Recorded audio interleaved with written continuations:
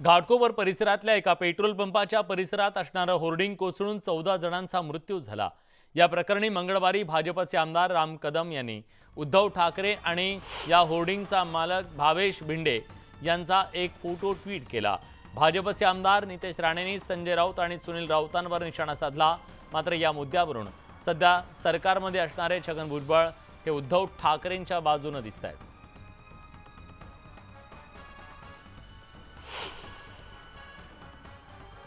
या घटनेला जो जबाबदार आहे भावेश भिडे याला स्वतः श्रीमान उद्धव ठाकरे आपल्या घरात म्हणजे मातोश्रीमध्ये बोलावून फुलांचा पुष्पगुच्छ देत आहे।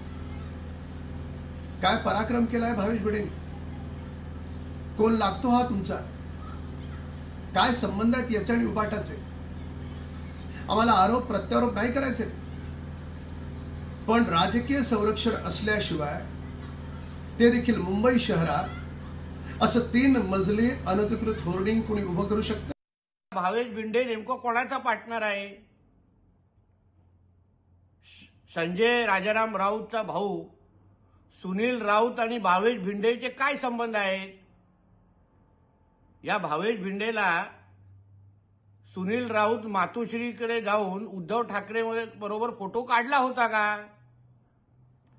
ह्याचेही उत्तर थोडा संजय राजाराम राऊतनी आपलं थोबाड उघडून आम्हाला द्यावं की सरकार आमचं आहे, महानगरपालिका सुद्धा जे आहे आमचीच आहे सध्या।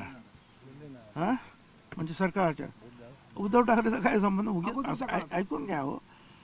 आणि अशा अनेक लोक जे असतात, हे जे व्यापारी असतात धंदेवाईक, ते नेहमी आमच्याकडे सुद्धा येतात पुष्पगुच्छ घेऊन, काहीतरी मिठाई घेऊन फोटो काढतात। माझ्याकडे तर कोणी पण येते फोटो काढतो, मी नाही म्हणू शकत नाही। आता कोण आहे, काय आहे, आपला कार्यकर्ता आहे की नाही हे सुद्धा कधी कधी लक्षात येत नाही। आणि मग अशी लोक असले सगळ्यांकडे त्यांचे फोटो असतात, तर त्याच्यावरून काही इन्फ्लुअन्स काढणं हे योग्य आहे असं मला वाटत नाही।